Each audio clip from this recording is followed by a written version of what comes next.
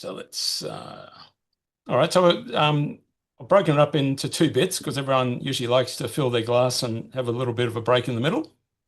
So the first part, I was just going to go through a little bit of a historical background on architectural photography and some other interesting stuff just in background for techniques and things that we might apply and things we use for architectural photography, which is kind of common to different genres, but has a specific application when you're talking about how it applies to buildings.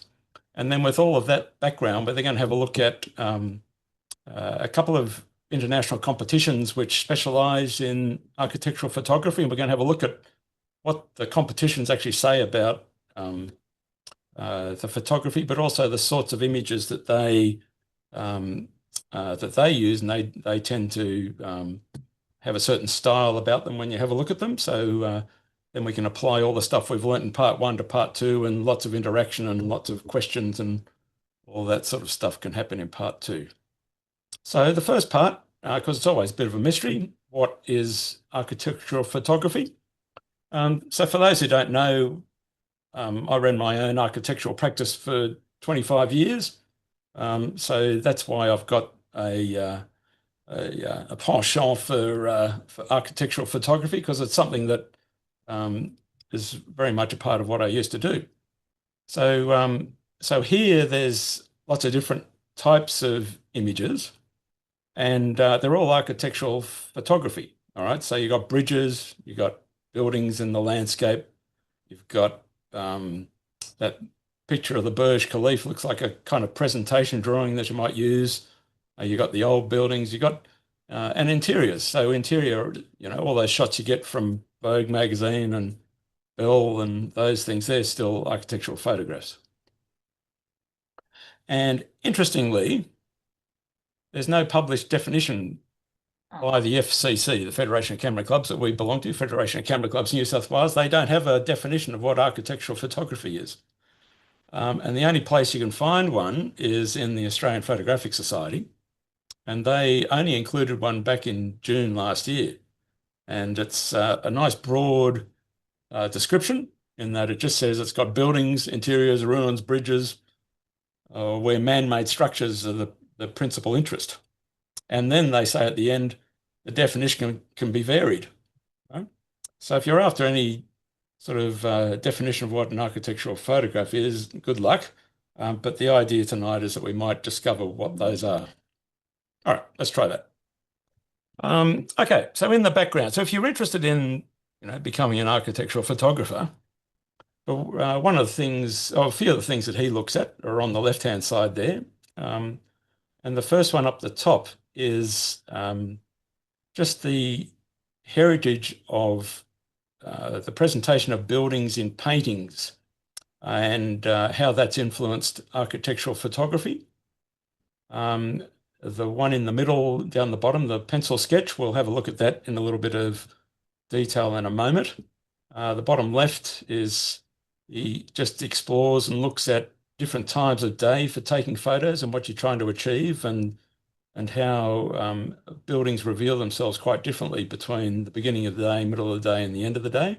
So you can see that the building in the pediment, so taken in the middle of the day, quite a harsh sort of shot. But if you're trying to get the sort of black and white shadows and have it, a crispy, sharp type of image, you shoot under different lighting conditions. And if you want the interior to be a bit more present, then you can see by the image at the bottom there that if you choose sort of just after the sun has set and the lights are on inside, then you're getting a totally different representation of the building.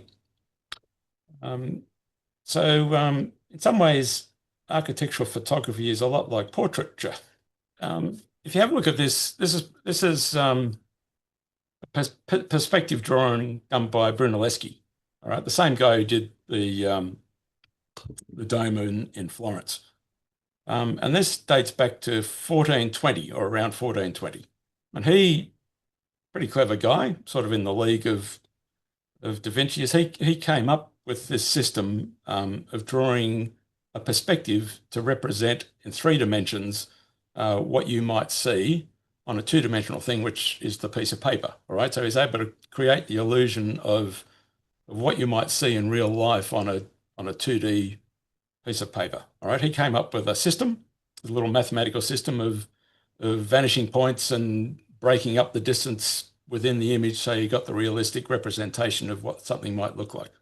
So essentially, we've got a heritage of a way of representing architecture of the 3D world in the 2D world, which is kind of what we do in a photograph, isn't it? So a successful photograph will make something that is three-dimensional look three-dimensional, even though it's on a 2D sheet of paper. And usually the more successful that is, the more successful the photograph.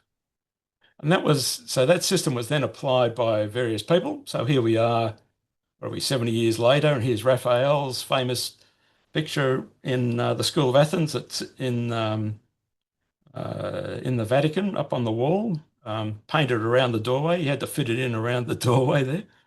But you can see exactly the same sort of thing. It's just that he's taken it a little bit further, but using exactly the same techniques that Brunelleschi put together.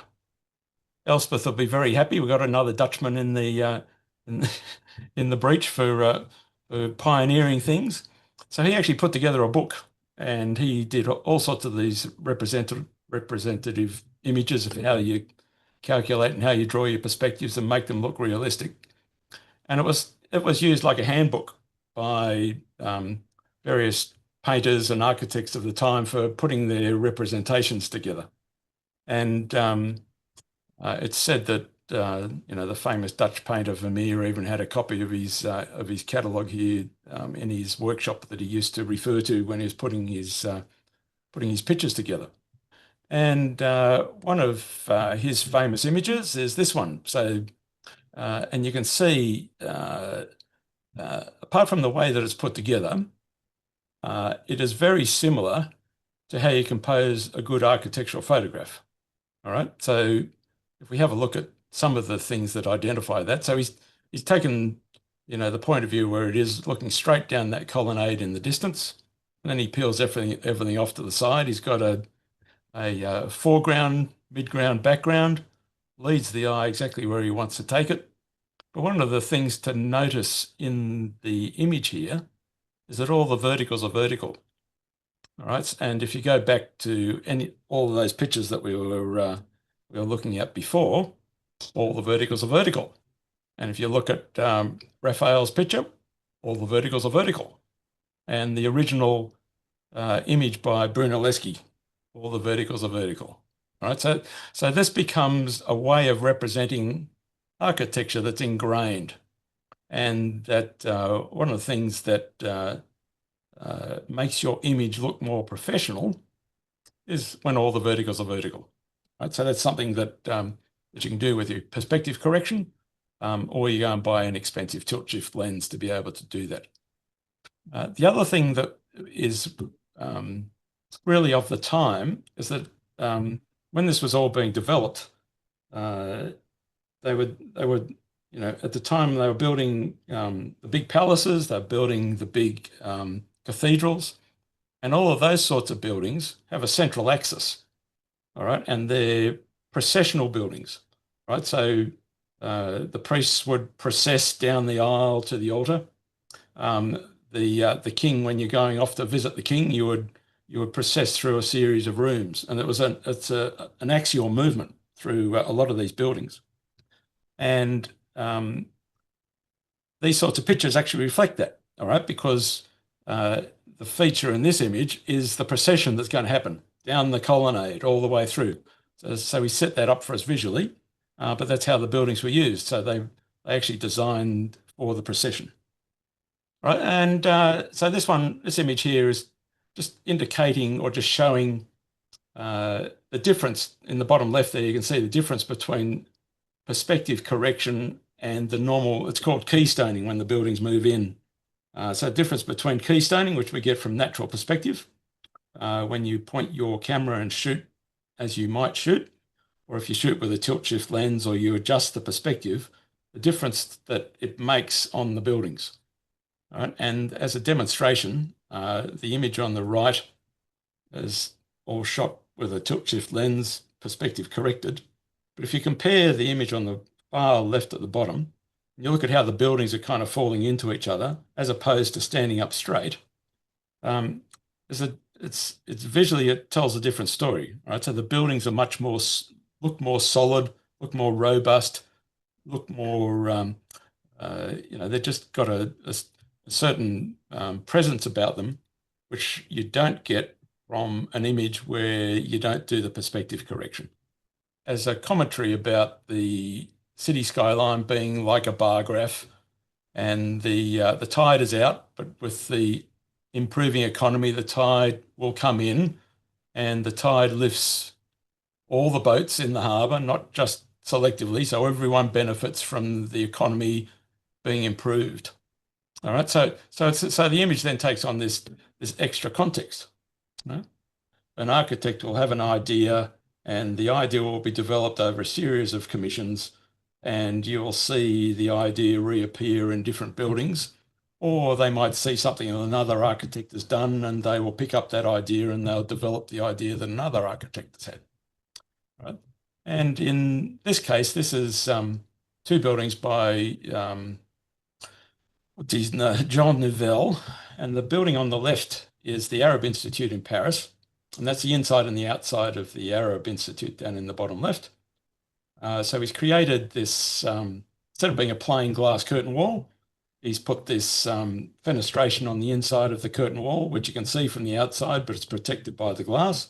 And then on the inside, it creates all these, traditional patterns that the Islamic architecture produces with the sunshine and the screens that they use to filter the light as it comes into the building. So he's approaching, being the Arab Institute, he's trying to, the original idea of the way the homes were built was that you would break down the brightness of the light and the harshness of the light, and by the time you got into the interior of the building, it was a much softer, cooler place. And they did this with a series of screens, and also they had a system of chimneys where they used to vent. So they had a central courtyard, the cool water, and they'd actually have these chimneys up on the roof, and the heat would then draw the air through the courtyard, and they would cool the house with these traditional chimneys. He's then got the commission in Abu Dhabi to build the Louvre in Abu Dhabi, and he's used a similar idea, except this time he's used it for the roof. And if you've ever been there, it's a fantastic place to go to actually just experience the way that building is designed. But there's this very shallow dome across the whole of the compound of buildings, and then each of the galleries is like a little white box overarched with this flat roof, and the roof is probably about, my guess would be 2 to 3 meters thick, and it's got this whole series of different layers of this mesh, which you can see there, and it creates, you can see that it just creates this lovely dappled light in the interior. So, but he's used the same idea, but different ways. So he's used it firstly as a facade, and then he's expanded it, and he's taken that off to the roof. But if you're doing architectural photography, then if some guy's got an idea, and one of the things that you could do is actually track those ideas through various buildings, so that you might have a portfolio of images which then explain the idea. So it's not just about taking a picture of the building, but it's actually trying to find ways of expressing the idea, or capturing the idea that he's had and how you might show that to others. Another comparison, which you often get, is because architecture is one of the arts, you get comparisons between architecture and paintings. So in this instance, this is another image from the same competition. The judges have been able to see a similarity between the photograph that this guy's put in and a Malevich painting. Right? So just the way that the canvas or the real estate on the photograph is broken up, you've got a series of Mondrian type or Malevich type images, and the way that it's broken up, and the judge has seen this. All right, so then this guy gets the brownie points because he's been able to have or find a a judge who will actually understand the image that he's taken and the analogies that he's trying to draw with the similarity between the photograph that he's taken and a piece of artwork. Another metaphor that you could look at between architecture and the real world that you might see is this is from the same competition, where this guy's drawn an analogy between an undercroft of an expressway and the interior of a cathedral. All right, when you look at the two, squint the eyes and everything, same lighting, same sort of vertical emphasis on the structure, and then he then continues on where the down and outers might be the litigants in the church and the dogs, wandering through the aisles. But it's another point of contact where you might be able to tweak the judge's interest by using analogy or metaphor. Another technique is just capturing space. All right, and you do that usually, either the way that you've taken it unfolds it or shows it in a different way, or you've exaggerated the perspective, or you've gone there at a time when there is a special light. And each of these images, you can actually see that there's a foreground. So you've actually got a point of contact where the eye might land first before it then goes into the image. So up in the top left by John Gollings, so Charles Perkins Centre is opposite. It's at Sydney Uni, sort of in behind Royal Prince Alfred.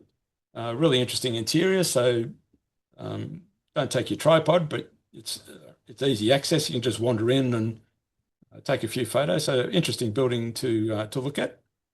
The Grand Central Station building, very classic photo, but that light would only happen at that time of day. So there again, when you're planning architectural imagery, if light playing on the interior is important, you can see how it takes the interior of the Grand Central Station to another place by using the special light. And usually it does. So usually in a great architectural photo, you've got to have great light. Even with the Charles Perkins, that's shot in the morning, and that's because they've got a big glass facade on the east.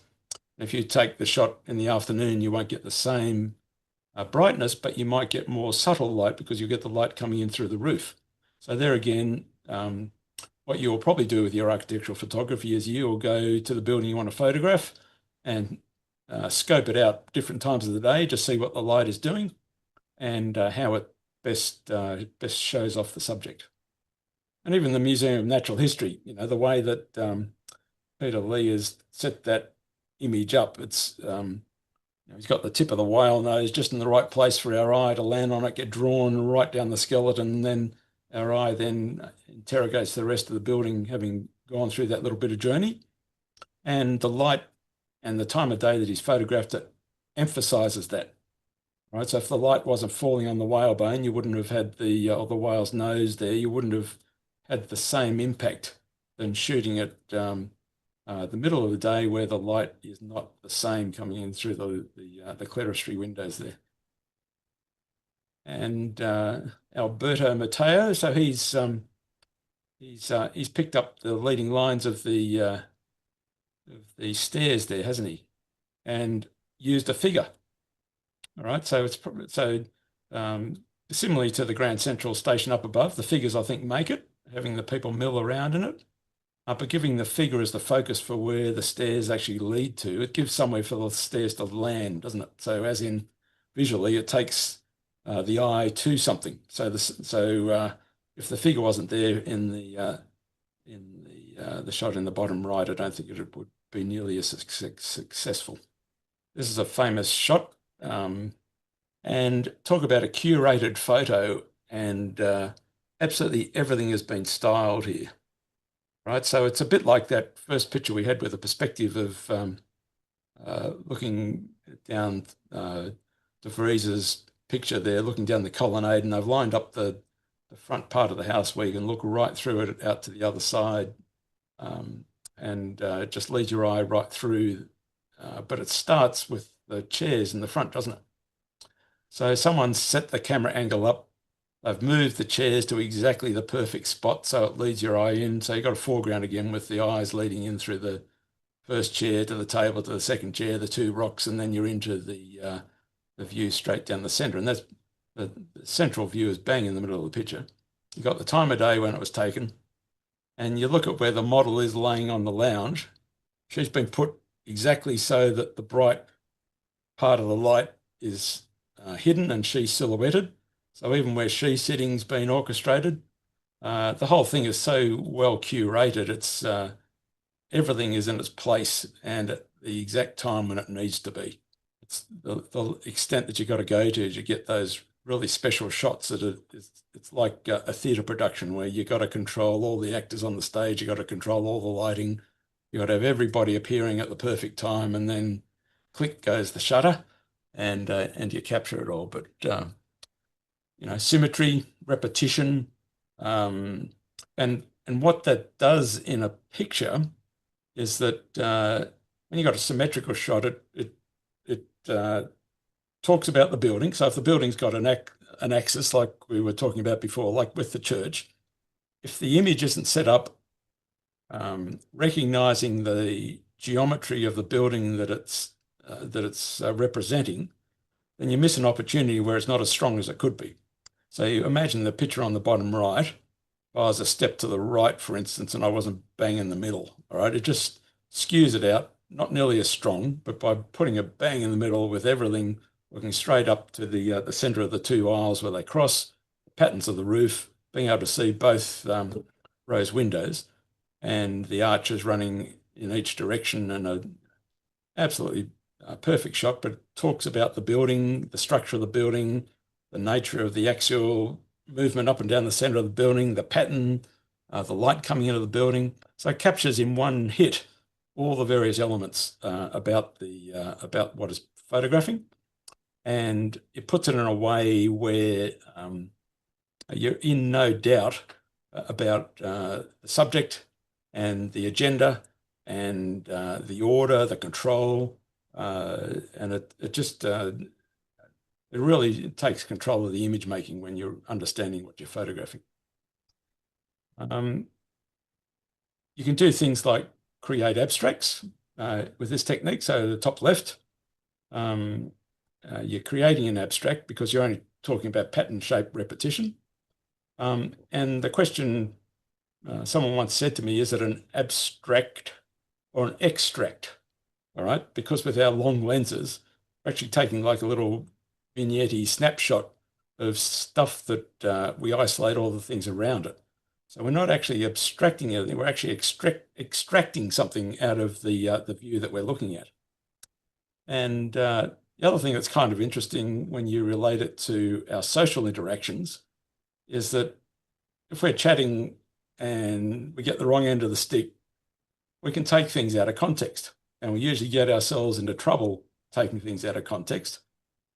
But for this sort of photography, if you're that sort of person, you've found your niche, because it's exactly what you need to do, isn't it?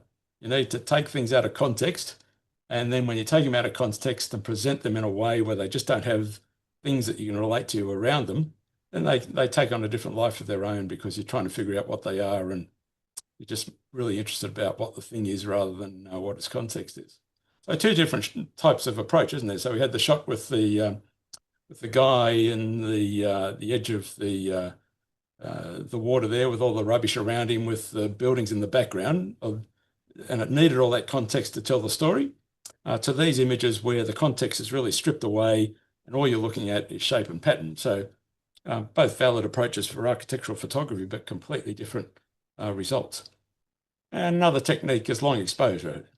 So that helps in telling the story, because what the long exposure does, which you can see in these images, is that it actually, because the building stays still and everything else is moving around, it tells a story about that. It tells a story about permanence, about the type of building that it is. So there's some great shots of the Oculus building in New York where you've got the people moving through it. And because it's this train station, and a bit like that shot before of Grand Central Station, is that if it's a building where people transit, then the story, like in the top right-hand picture of people being a bit more amorphous or ghost-like, tells the story of what the building is like, isn't it? Because it's not a place to stay, it's not a place to hang around, it's not a place to contemplate. It's a place you're moving through and you're going on to something else. So the nature of the building can be represented depending on how you photograph it. So one of the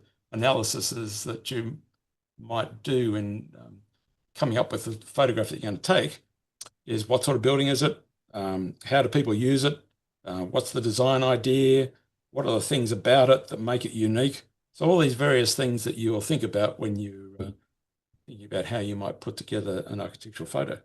There's also stylistic influences, aren't there? So some of us went down to Canberra and we saw the Jeffrey Smart exhibition, and there's lots of ways that Jeffrey Smart, the painter, in the way that he structured his photographs and the way that his paintings and the way that he saw the world, that a lot of photographers find that it resonates, and they in some ways copy his approach to capturing the world or isolating things in the world.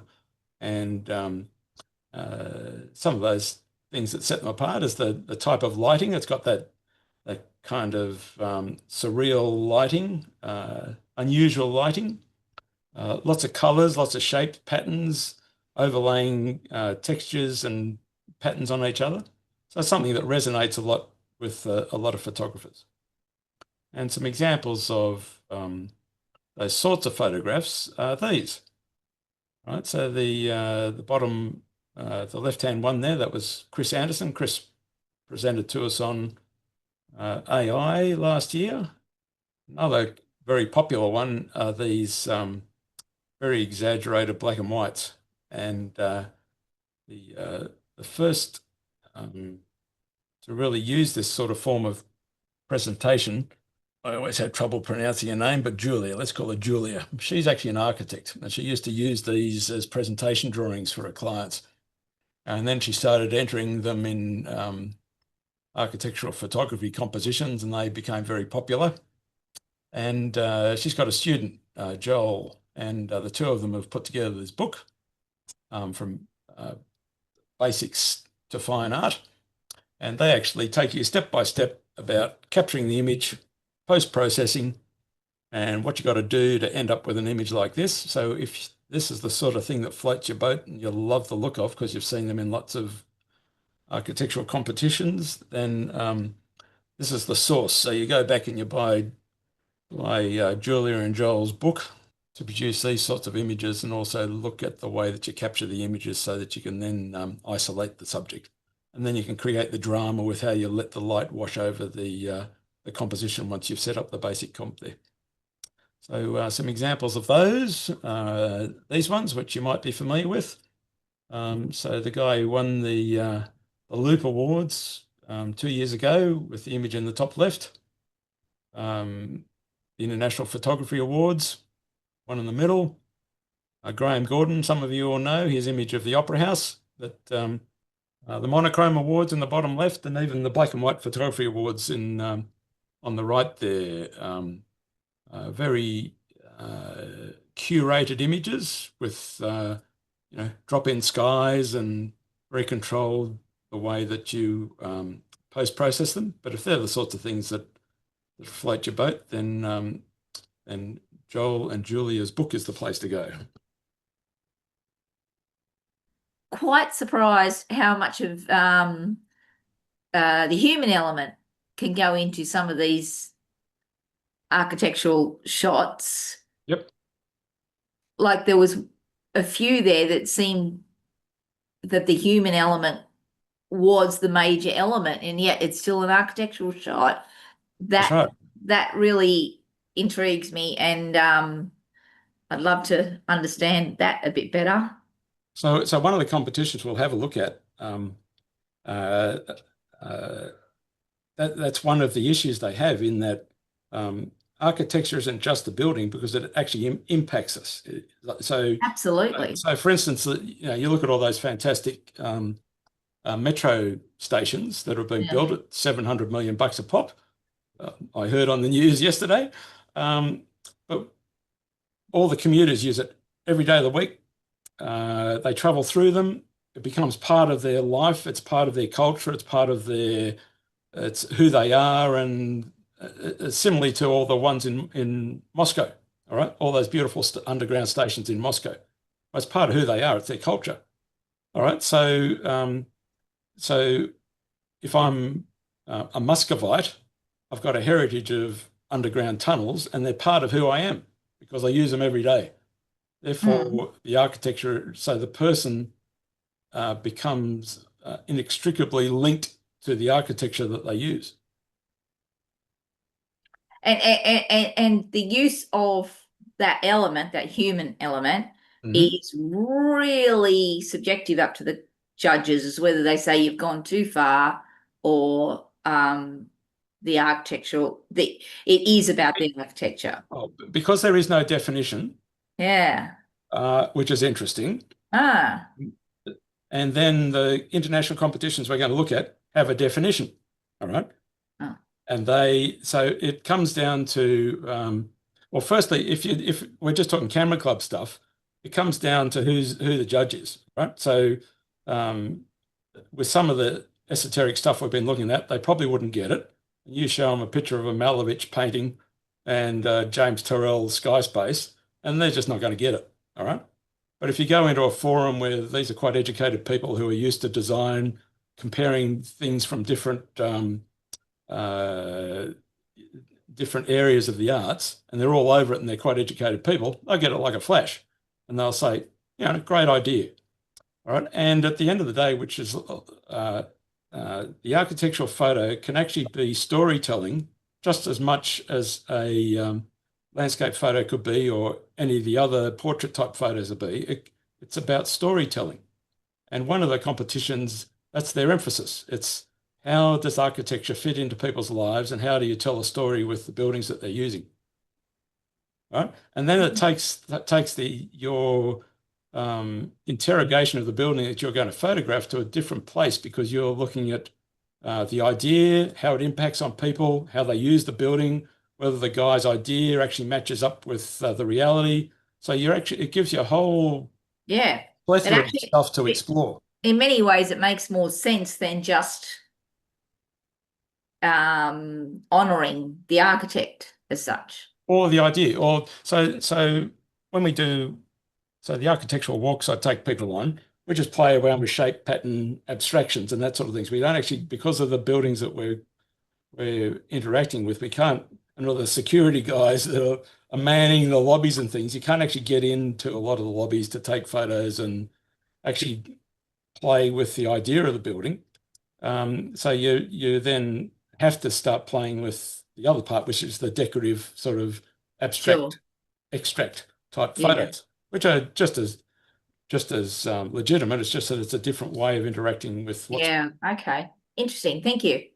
Right. Another comparison is like how the Romantic period used landscapes. All right. So those grandscapes, and they paint the little figure, and they put the people in the landscape. And what that does is that me as the viewer can identify with the person in the picture, but then experience the grandscape that's before me. So the figures were used in a way where they could, you could then interact with the picture in a different way, because you put yourself in the place of the person in the picture. You can do exactly the same with the architectural photo, and that you put yourself in the place of the person in the picture. What would it be like to be in this space? All right, so you use the same sort of technique in storytelling. It's a storytelling sort of thing, isn't it? Yeah. Interesting. You set the scene. The scene is either the grandscape, or the scene is the, enormous lobby at, Grand Central Station. And what's it like to be there? All right, and if I can experience what it's like to be there with the light beaming through the windows, you got a level of engagement and storytelling that you would not have if you didn't include them. Okay, cool. What's interesting too is that once you start looking at the types of things I've been talking about tonight, how applicable it is to other genres. Right. So even the way you light the buildings, kind of the same way that you might consider about how to light a person for portraiture. You've got compositions, foreground, midground, background, that you use in landscape. You've got So all the things that you think about putting together other sorts of photos are this, exactly the same things. So a couple of competitions that are around, and we're going to have a look at the first four. The Architecture Photography Awards, Sony World Photography Awards, which has an architecture section, the Photography Master Prize Awards, which has a architecture section, and the Minimalist Photography Awards, which also has an architecture section. Loop Design Awards does. The European Architecture Photography, that's all they do.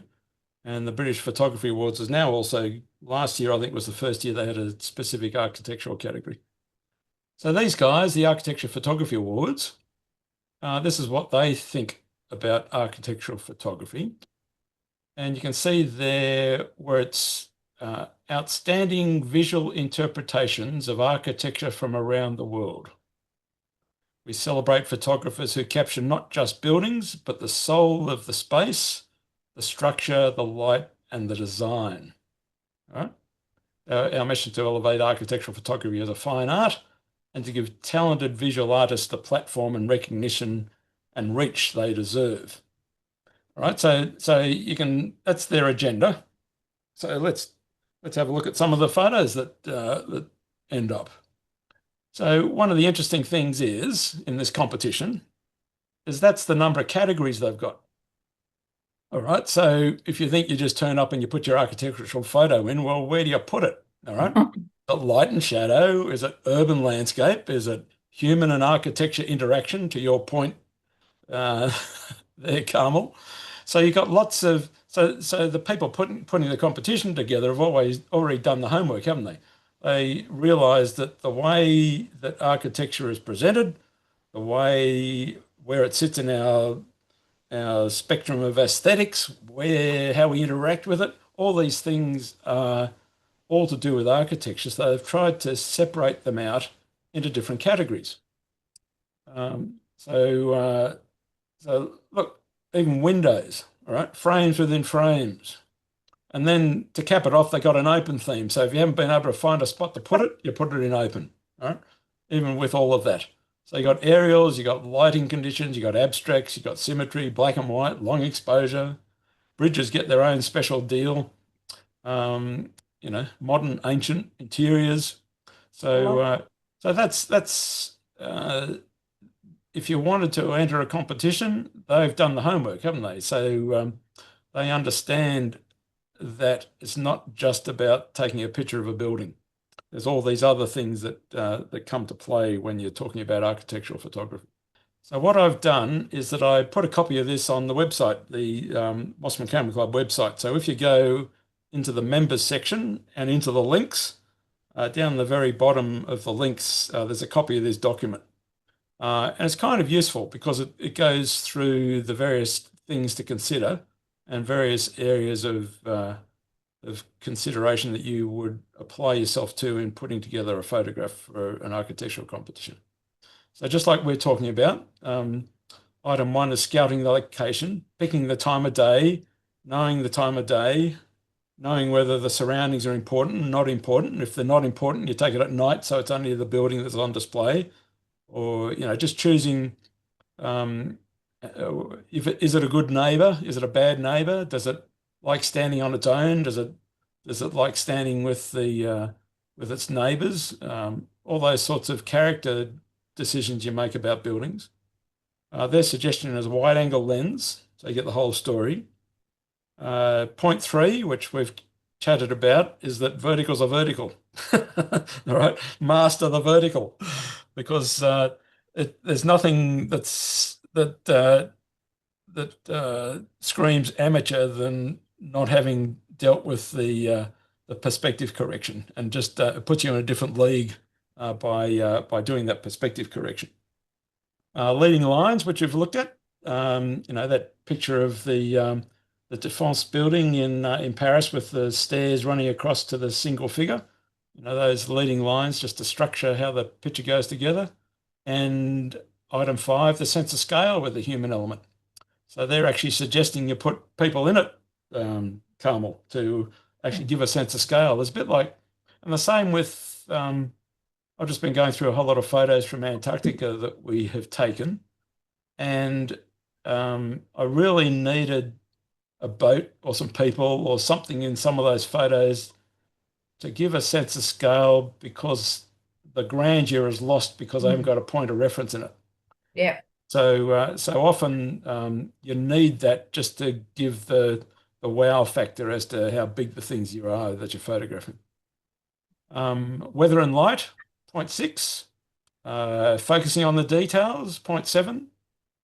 Playing with reflections, photographing. So one of the things that was great when we were down in Hobart, we went and photographed Tyrrell's Amana, I think it's called, the installation of James Tyrrell's at Mona. And everyone was having a whinge because it was a wet morning. And I said, wet morning, fantastic, right? Because when the light show happens on the on his sky space, it all reflects in the wet puddles and everything around the building. It takes it to a whole different level. It was sensational. So what some people thought was a disadvantage, I played with to my heart's content. It was fantastic. Playing with angles and perspectives, just moving around and just experimenting, and often just looking in so most of our cameras now have a LCD display on the back.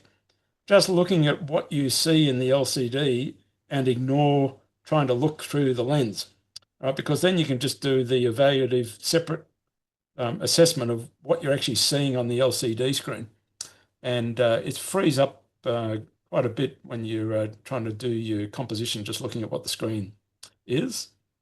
And 0.10, separate it out, tell a story, right?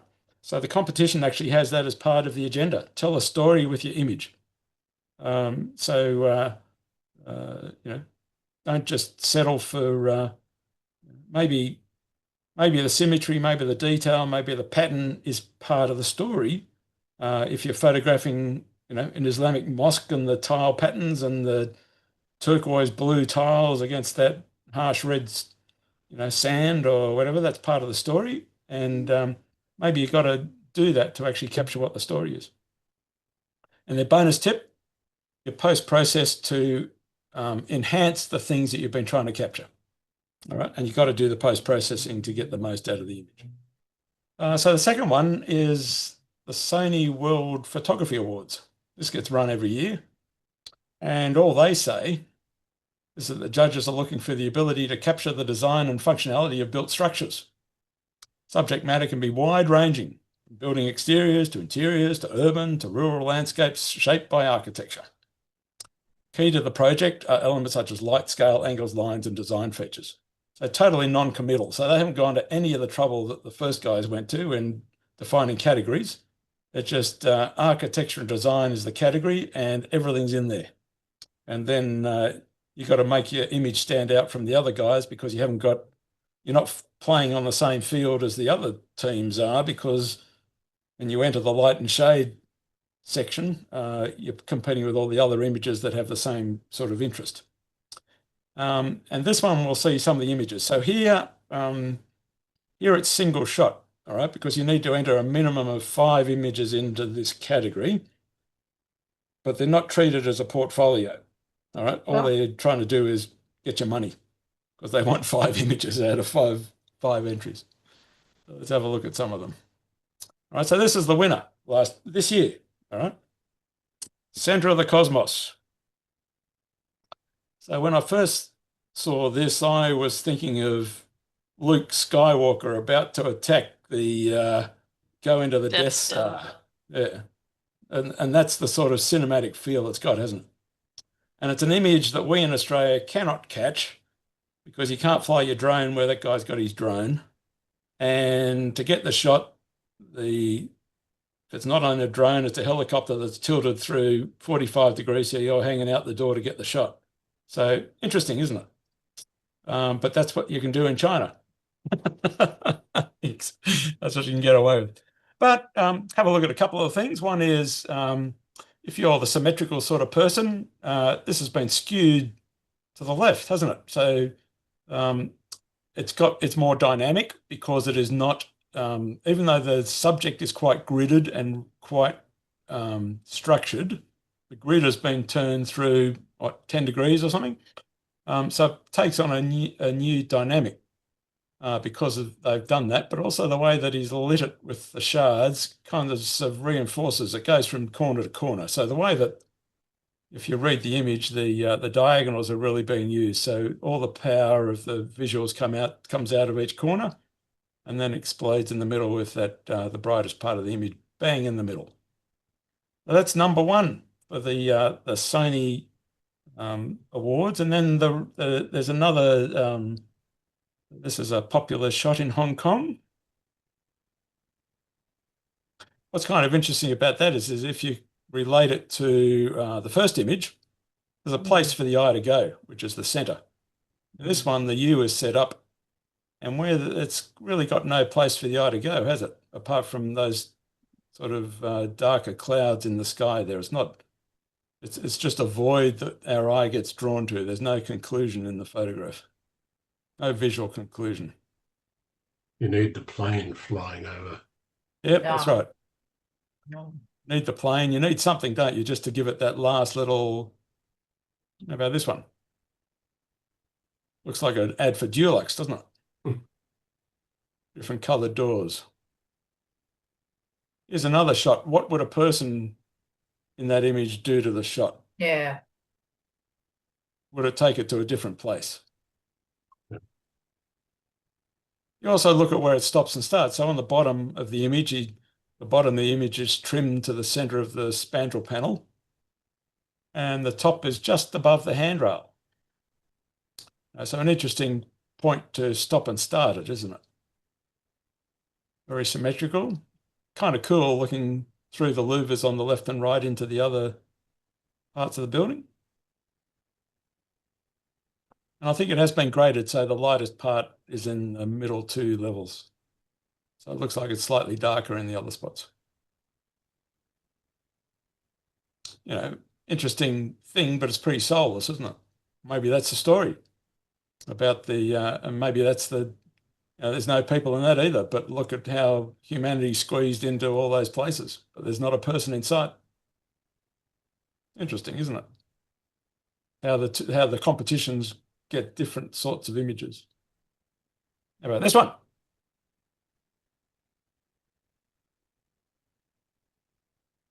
Everything's pointing at the viewer, isn't it? So the building's pointing to the top left, the arrow's pointing to the viewer. They got the cobbles leading line all the way down to the building, but it doesn't go to the front door, it goes sort of to the middle between the two doors. So it's highly commended. And so a bit like a picture of the Natural History Museum with the whale. So the leading edge of the nose of the whale is kind of similar in composition to the leading edge of the arrow. So something for our eye to land on in the foreground to then take us into the picture.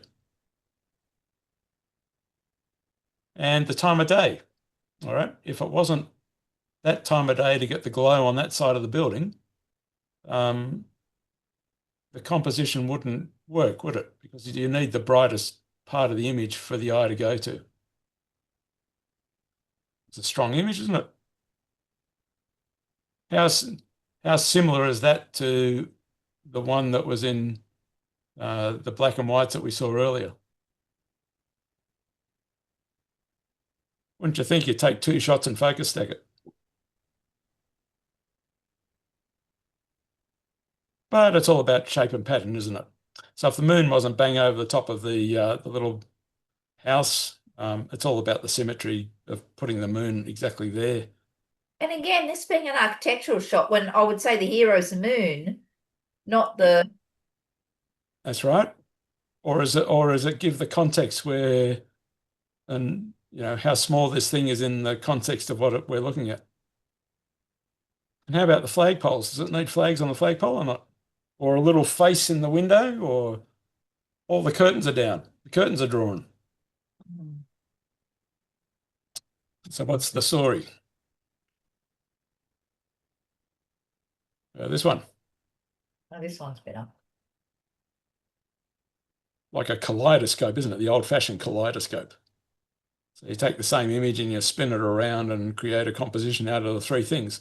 So there you go, Terry, not straight out of camera unless he's got a broken lens. Yeah, He's that's taking the same using shot. that's using screw-it or something. No, I think he's just taken the same shot and spun it around three different ways because it's all moving to the left. So essentially, he's just turned the picture at the bottom, reflected it, or spun it around 180 degrees and hung it off the top, and then put another version on the side, and then graded the sky in the middle. So same shot used to compose the image. See, the one on the top has even got the top of the shadow of the other building on it still. So it's exactly the same image that is used for the whole composition with the three images. Got this one, the power station in Iceland. Lots of leading lines with all those pipes.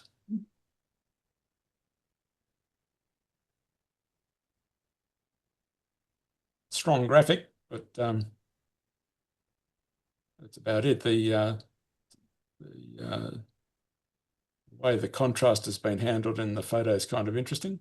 Got a little bit of a halo, but that could be the steam around the edge of the building.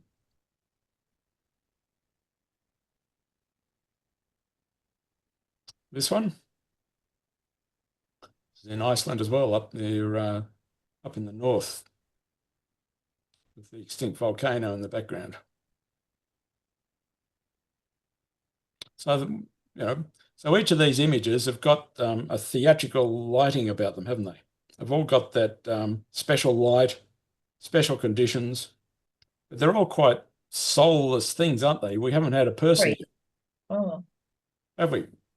Hasn't been one person in any of the shots so far. Different agenda. Finally we get some people. Well, look how curated they are. Let's put two in the foreground, go to the other side on the other side so we can put a couple there. There's no one on the very bottom floor on that little L-shaped lounge. And it's kind of similar in a way to the way the picture of the whale or the arrow from in front of the Antwerp building, sort of doing that exaggerated perspective to get you in at the foreground, lead you in, and then the balance of the picture is in the top half of the image.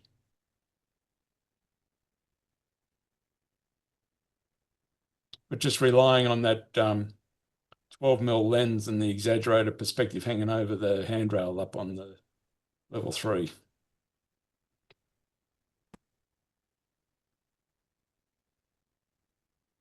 A little bit of Jeffrey Smart.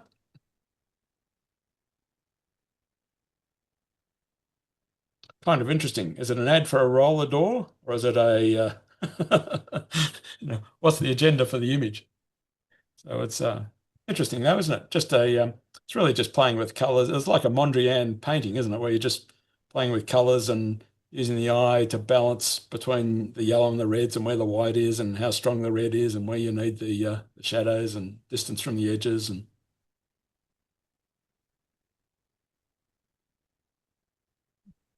finally, we get a person, Carmel. I think without the person, this shot doesn't. yeah. There's nothing without the person. That's interesting, that one. Yeah. But it's very similar to that exercise where you're breaking up the image into its components geometrically, playing with color and what balances against each other, because that picture would be quite different in black and white. And this is similar, the big patch of green, you've got the textures on the right, so same approach to, I'm going to break up my canvas into these various elements to create a composition out of the bits. But in this instance, the light and the figure, I think, just makes it come to life.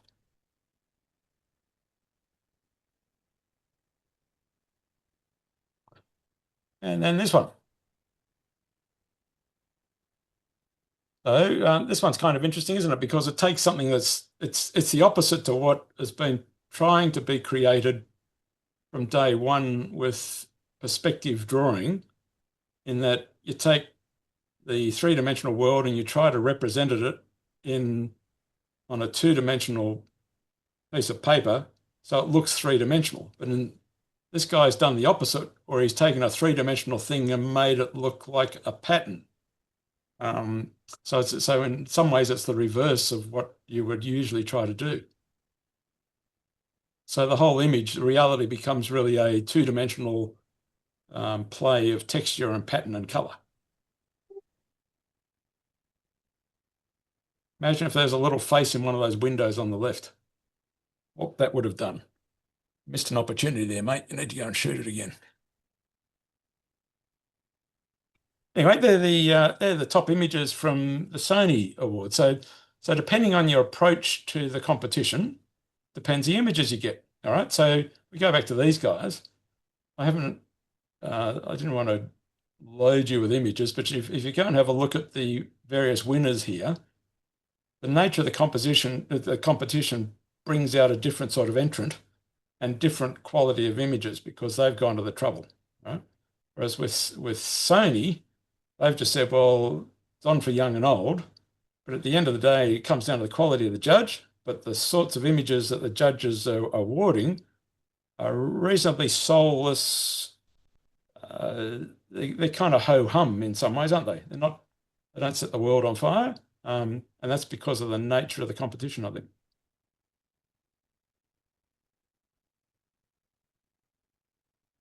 All right, onto these guys. So this is the Architecture Master Prize. All right, and their vision statement is that architectural photography is an integral medium used to capture and document the look and feel of architects' work. A good photograph helps the public to understand the designer's vision through showcasing the spatial elements, light, shadows, and surface textures of a building or architectural detail. Whether used for media or artistic purposes, architectural photography plays a vital role in society's understanding and appreciation of architecture and its cultural significance. So they've got a different agenda. So you're obviously going to get different sorts of architectural photos turn up. And the other difference with these guys, because I didn't show you all of them, is it's by portfolio. So each of the buildings or things that's represented has 5 to 10 images captured in different circumstances, different conditions, some aerial shots, some shots from here, some shots from there. So it's a different approach to the photography, because by portfolio, you're telling a story by how the images work together. Right, but so it's worth looking up. So if you want to have a little bit more of a look, so that one needs a little bit of time to sit and absorb how those images work and how you might put them together. They're the two winners in that competition. And then the last one is the Minimalist Photography Awards. The approach is built on the belief that simplicity is the essence of powerful storytelling. Right? So our mission is to honour photographers who embrace the beauty of less, capturing the world through clarity, balance, and intentional composition. So in some ways, that analogy that we use in photography of telling a story, and you can tell a story by either War and Peace, or a short story, or a poem, is applying to this, where they're saying what you want to do is tell as much as possible with as least as possible, and by doing that, you'll then achieve clarity, balance, and an intention in the image which will be palpable. All right, so let's have a look at some of the results. So these are the top 3. All right, the architectural photographer of the year is the guy on the left. Second place, the little house.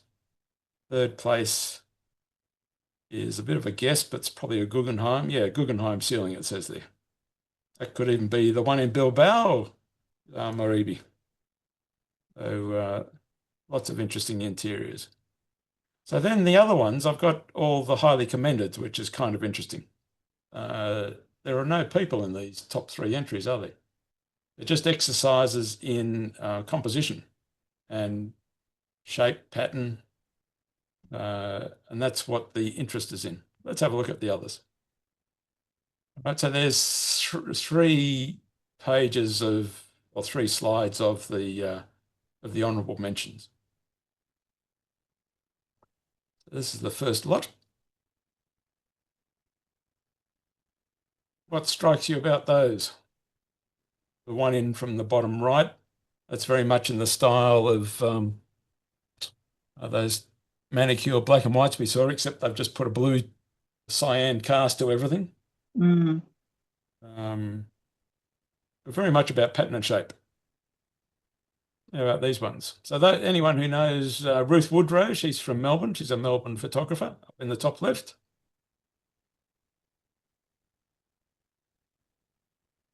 The one that's 2 in from the bottom right, that looks exactly like a Jeffrey Smart, except in black and white.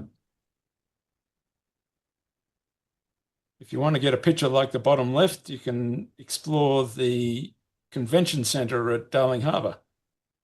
So I've taken similar images of like that in the convention centre. So you do the little walkway. So on the edge of the expressway that runs around between the M Hotel and the convention centre, you can walk right around and get a whole lot of different interesting angles there if you do the walk from Pyrmont around to Darling Harbour on the edge of the expressway there. Got some interesting aspects. The one in the middle on the bottom, if you're after an image like that, you can do the what used to be the Zenith Centre up at Chatswood. That's got a similar sort of look. You can get that sort of feel for the look up at the Zenith Centre. This is the next range. These are all pattern shaped colour, aren't they? Some interesting lighting. So the one's 2 in, so one that's the title is Blooming. It's got the same feel as some of those pictures in Carragini down the canyons. Mm. I think 2 across to that at the bottom, titled Windows. Rosie's actually put a similar image into that, but she had the plane. So she put the plane in the sky flying over.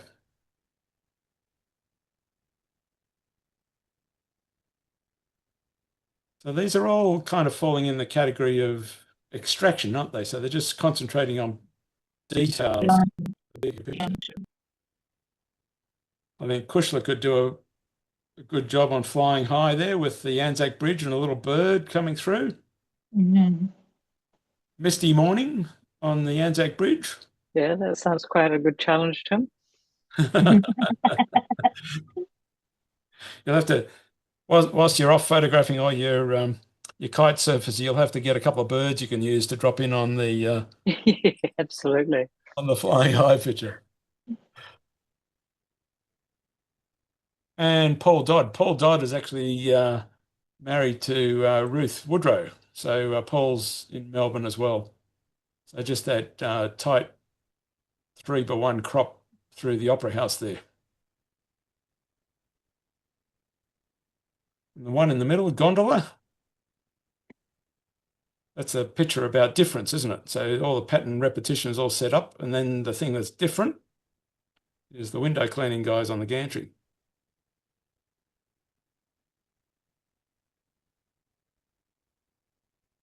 Interesting stuff, isn't it, when you start analysing? So top left looks like that Chris Anderson, Jeffrey Smart look-alike picture, doesn't it?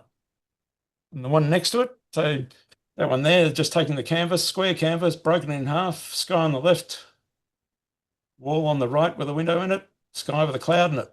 And that's that's the simplicity of the story. Similar sort of approach to the middle one at the bottom with the window. Just broken up the image into the various bands of grey, then put a window in it with the sky. So essentially, same story between the 2 pictures. The one in the bottom left is like, do you recall Chirico, that surrealist painter?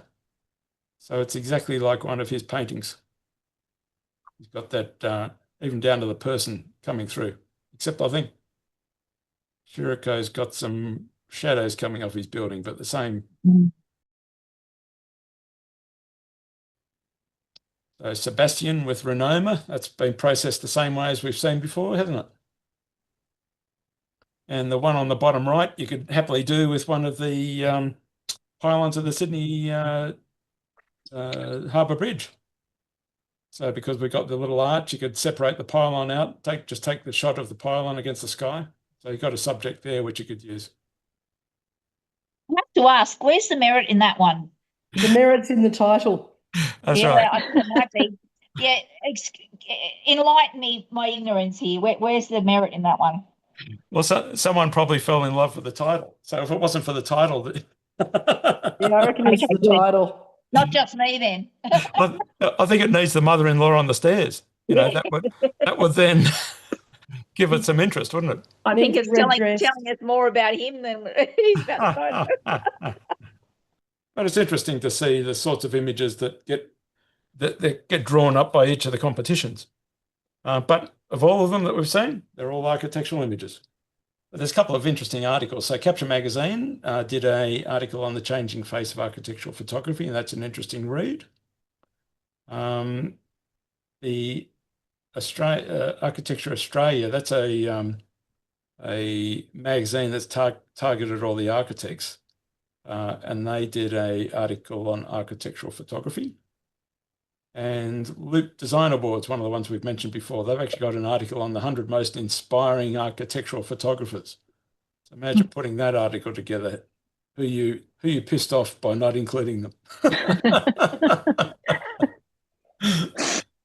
So Harold Casno, for those who sort of follow their history, so that's the man with the tree in the Flinders Ranges that made him very famous in the salons of Europe. But so Harold started, a couple of his mates started the Sydney Circle, which was a group of photographers who used to get together to talk about photography. And one of the guys who was a member of that had a young apprentice join him by the name of Max Dupayne. And Max went on to be sort of the preeminent Australian photographer in monochrome. He's famous sunbather, but he also formed a working relationship with Harry Seidler, the architect. And because he made Harry's buildings look good, Max always got invited back because of how good he made Harry look. And they actually had a working relationship for a good 20 years, I think, basically working on various buildings that Harry was building with Lend-Lease at the time. That's a famous shot on the right there of Max Dupayne's of Australia Square. One of the interesting sort of things about how Harry and Max worked is that they'd actually go out together, walking around the building, figuring out where the best locations were to take the picture. And also the time of day. So they would actually spend a few hours there and look what the light was doing and look at the best time of day to take the shot and the best compositions to represent the designs. And just as a point there, if it wasn't that time of day, the shadow wouldn't be in the right place on the left-hand side of the columns to put the composition together. All right, so it's got to be taken at that time of day to get that shot. And also to illuminate the left-hand side of the curve of the wall. So you go there another time when the sun's not illuminating the wall and it's a totally different shot. All right, there we go. There's an evening of architectural photography.